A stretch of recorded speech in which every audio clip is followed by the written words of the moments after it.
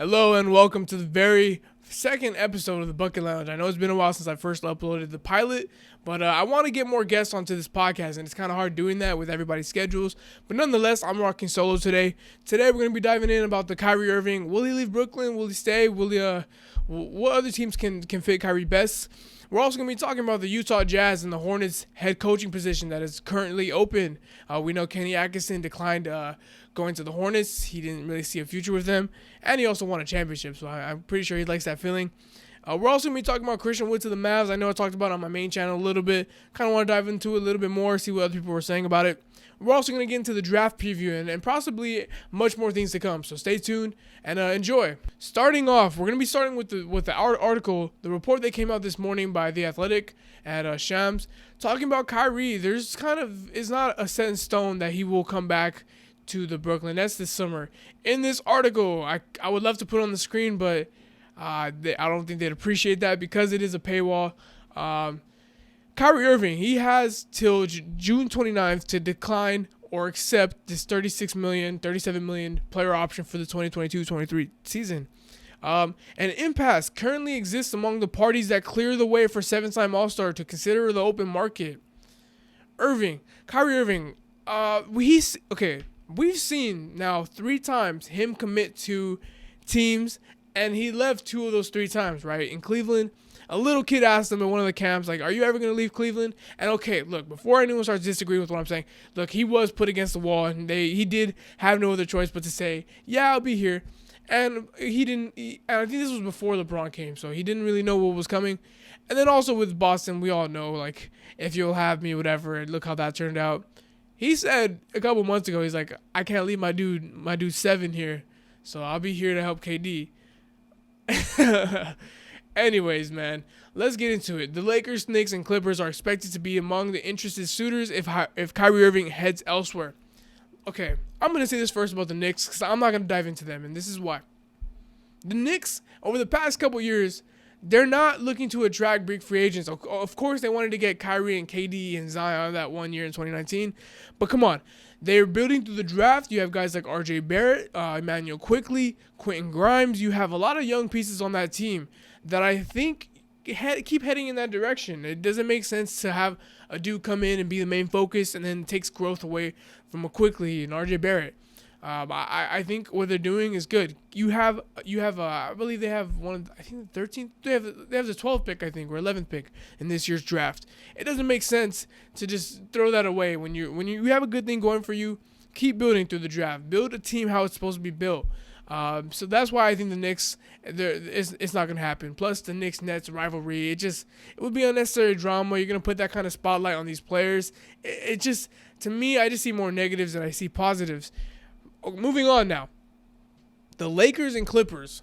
The Lakers, okay, me as a Laker fan, of course, I would love Kyrie, man. I think Kyrie's at a point in time where him and LeBron, that father, that leadership, it wouldn't be a problem. I think Kyrie and LeBron are both at ages where, like, they understand what needs to be done. I think you have a guy like Darvin Ham, and you see the moves that Darvin Ham's been making. He's bringing in pieces that used to work with LeBron, guys that are going to hold players accountable. I think if Irving were to choose the Lakers, Darvin Ham, this coaching staff would be like, all right, bro, like, you could take that little 3-day break, bro, but you better, first thing in the morning, you better be here. The first one getting shots up, last one to leave type stuff.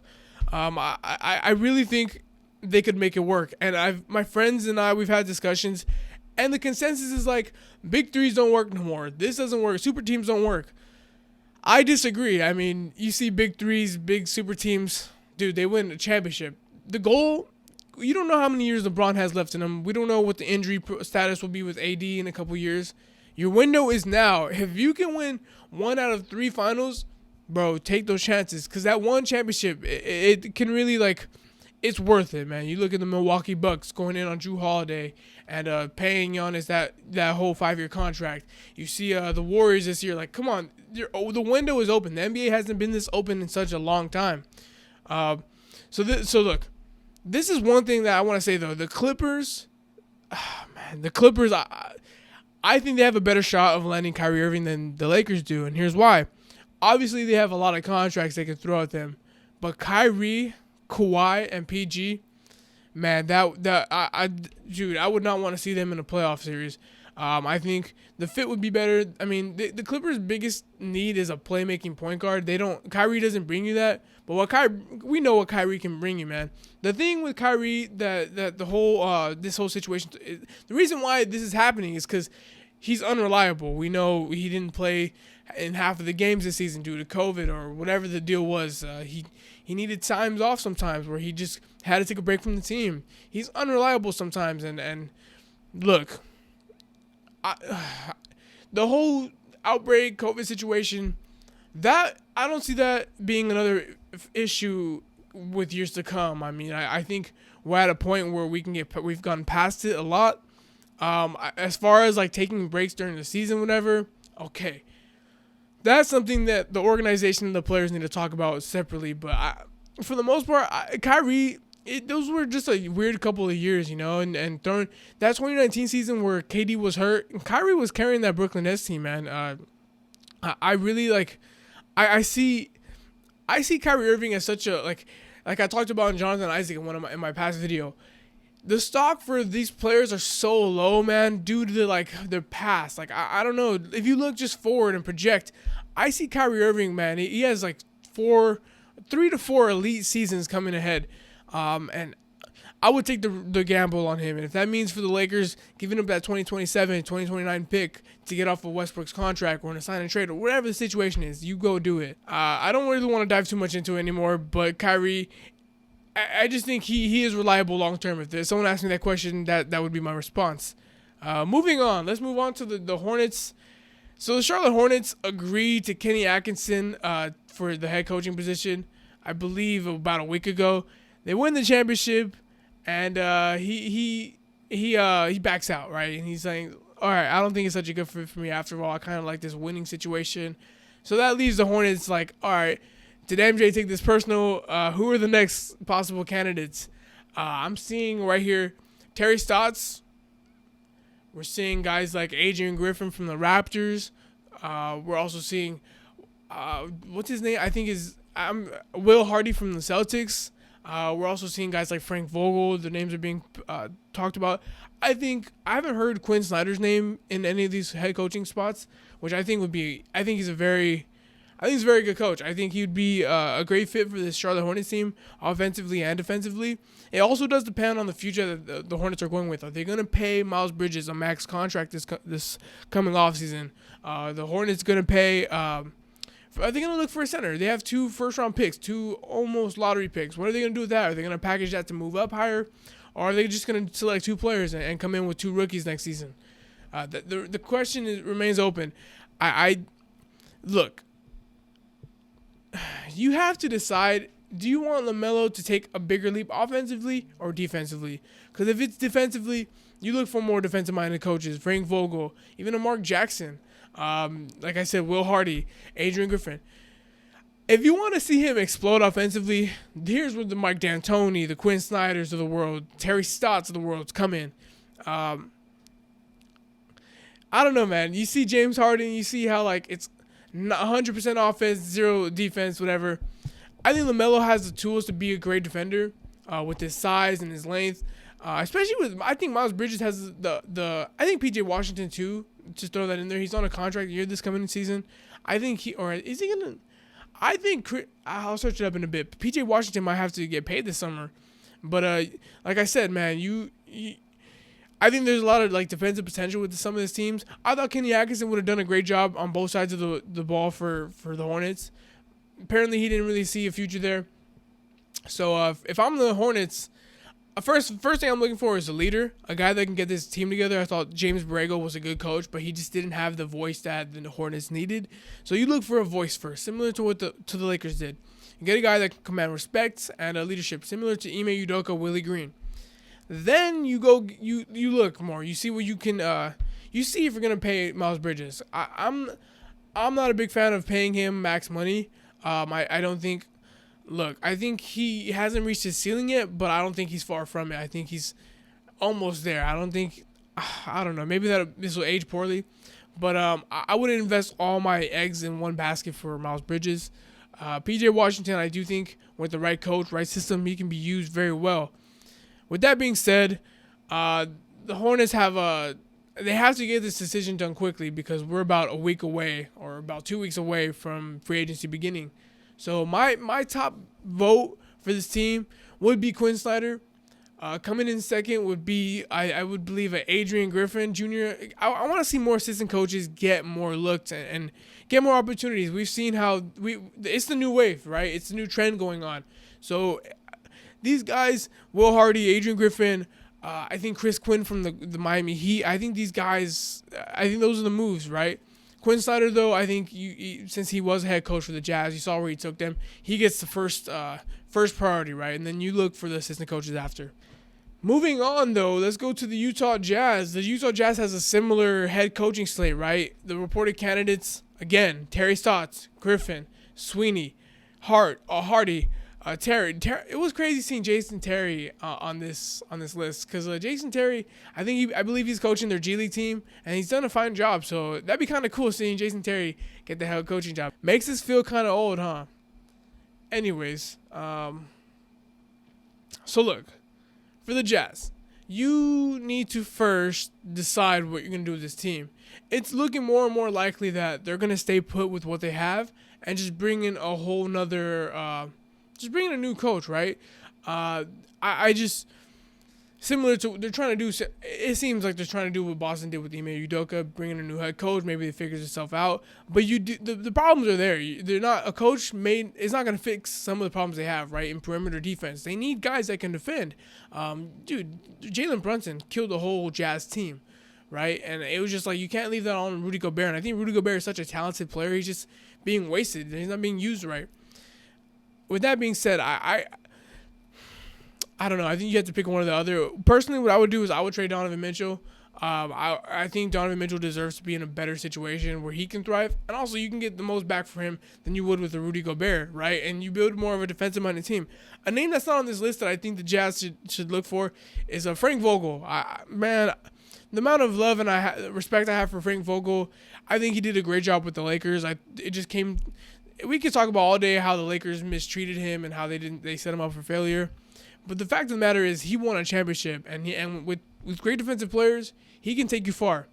I think you give him Rudy Gobert, you give him good perimeter defense, wing defense. I think you can do something there. I wouldn't say a championship is in store for them, but I think you're on the right track. With Donovan Mitchell, you can probably get some good guys back from him. Tyler Hero's a name that's been thrown out there. I know Tyler Hero brings no defense. I know Duncan Robinson would have to be in that, wouldn't bring any defense. Look, in free agency, you can look for wings. Like I don't know. I would like to have a 1-2 and then figure it out from there. Fill the needs in for these coaches or these players. So for me, a name that's on this list that I would like to see them go after is a Frank Vogel. If you do go a full rebuild, Adrian Griffin, Will Hardy, Jason Terry, I wouldn't mind seeing those guys take over this team. Terry Stotts is a name that I think he can make it work offensively with his Jazz team. I don't know about the defensive side of things, but I think he can make this work. So I wouldn't mind seeing Terry Stotts be the Jazz's next head coach. But like I said, they need to discuss. They need to figure out what direction they're going to go in first. Moving on to the draft. So this Thursday, we're going to be having the NBA draft. And the consensus around the league, it's looking like Jabari Smith, Chet, and Paolo. Look, I'm going to tell you right now, I think Paolo Banchero is going to be the best player in this draft. I think Paolo Banchero is you see his weaknesses and his strengths, and it's similar to Jason Tatum, man. Like the three ball, it wasn't there. They're defensively, they have the frame, but do they have do they want to be a great defender? I think it's there for Paolo Banchero, man. He's 6'10", and look how mobile he moves. Jabari Smith, though, I mean, I'm not taking anything away from him.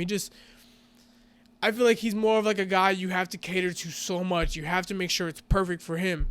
Paolo Banchero, bro, I think you can throw him in and he can do work and you just fill in pieces.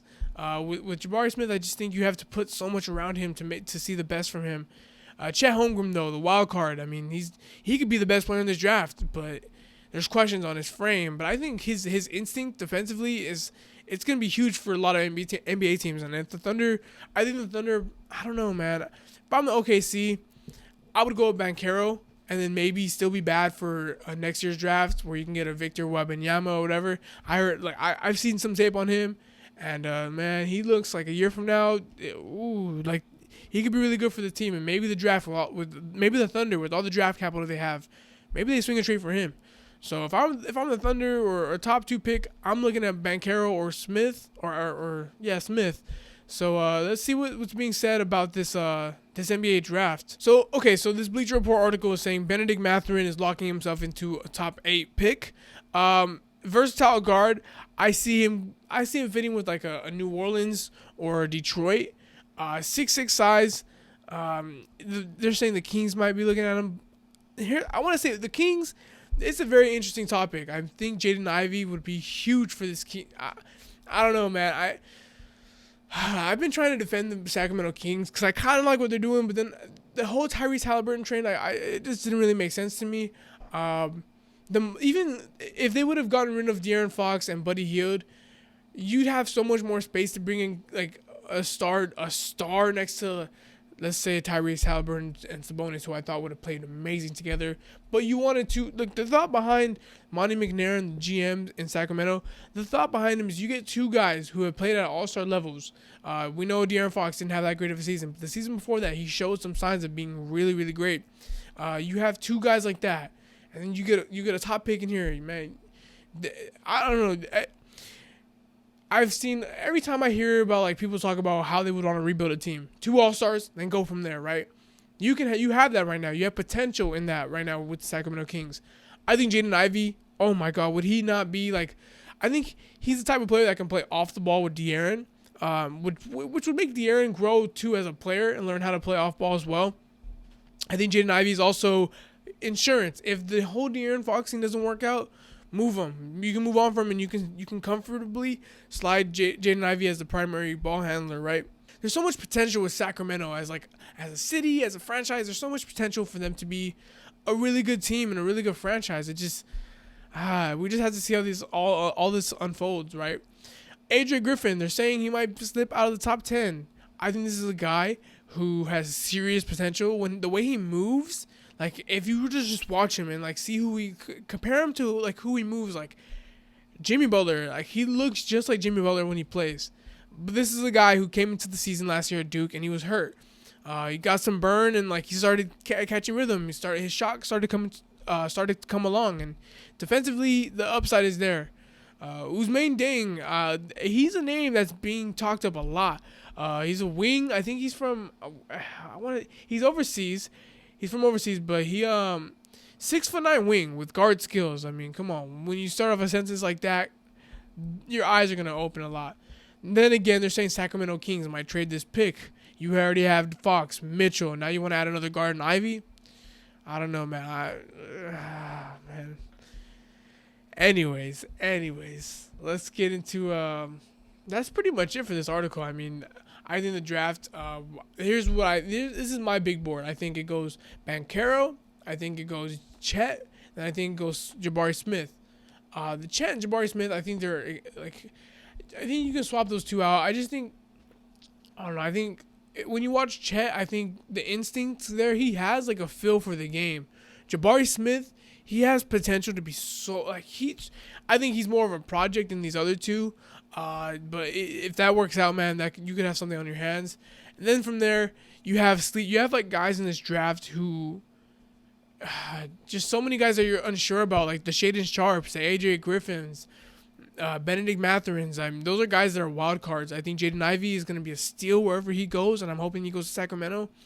But for the most part, this draft, there's going to be a lot of there's a lot of talent all across the whole board. I think you have good centers in Jalen Duran, Mark Williams. I think these guys, depending on the teams they go to, and like this is like you can say this for every draft, but depending on where these teams go to, we can see some potential. Yeah, we can see potential in all these players.